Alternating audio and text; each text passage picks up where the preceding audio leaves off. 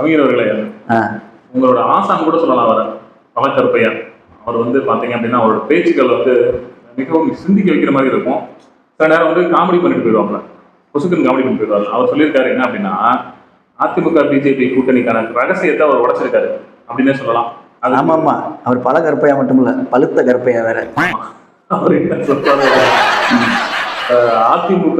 அதிமுக வந்து தாவேகா என்னது தமிழக வெற்றி கழகம் அந்த கட்சியோட கூட்டணி அமைக்க போவதாக வெளிவந்த தகவல் அடிப்படையில தான் வந்து பிஜேபி வந்து நேர கிளம்பி வந்து அந்த அதிமுக பிஜேபி கூட்டணி உறுதி செஞ்சது அப்படின்னு சொல்றாங்க. அந்த கருத்தை எப்படி தம்பி, இதை பார்த்தீங்கன்னா சம்பந்தமே இல்லாமல் இருக்குது.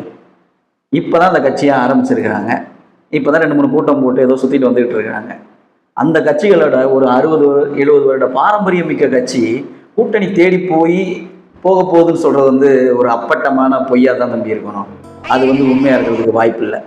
இன்னொரு விஷயம் என்னன்னு கேட்டிங்கன்னா, இப்போ என்டிஏ கூட்டணிக்கு அதிமுக போயிடுச்சுன்னா விஜயோட தமிழக வெற்றி கழகம் அந்தரத்தில் தொங்குன நூல் மாதிரி ஆயிடுவாங்க.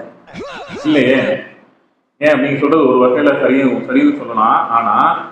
ஆனால் முதல் மாநாடு கட்சி முதல் மாநாடு ஆரம்பிக்கும் பொழுதே தாவேகா தலைவர் விஜய் அவர்கள் வந்து சொன்ன வார்த்தை என்னன்னா, கூட்டணியில ஆட்சி அமைப்போம் அப்படின்னு சொல்லியிருக்காரு. அது மட்டும் இல்லாம இன்னைக்கு ஒரு ஸ்டேட்மெண்ட் வந்திருக்கு, கூட்டணி இல்லாம தனித்து நின்றோம் அப்படின்னா தப்பு லேது அப்படின்னு சொல்லியிருக்காரு. அப்போ ஓட்டு லேது தம்பி, என்னன்னு பொறுத்திருந்து பார்ப்போம். இது தாவேகா விஜய் அவர்களோட யாராவது கூட்டணிக்கு வர்றாங்க. ஏன்னா வந்து புஷியானந்த் அவர்கள் வந்து அழுத்தம் திருத்தமா சொல்றாரு, முதலமைச்சரா எங்க தாவேகா தலைவரை ஏற்றுக்கிட்ட போதும் கூட்டணி அப்படின்னு இருக்காரு.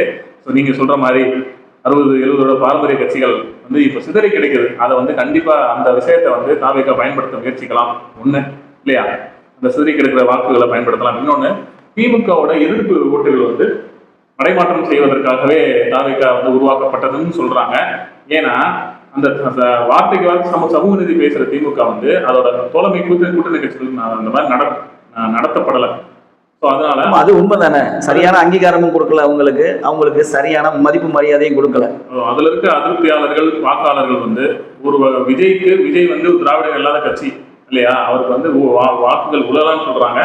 என்னன்றதை பொறுத்திருந்து பார்ப்போம். அது போக அதிமுக இருக்க அதிருப்தியில் இருக்கிற அதிமுக கூட்டணி கட்சிகள்லையும் இந்த மாதிரி தாவேக்காக்கு போகலான்ற ஒரு ரூமர் பரவிக்கிட்டு இருக்கே தம்பி. ஆமா, முதல்ல அவங்க அமித்ஷா வந்து சொல்லிட்டு போன அதிமுக கூட்டணி அந்த அச்சாரமே இன்னும் சரியா பேலன்ஸ் எல்லாம் நிக்குது.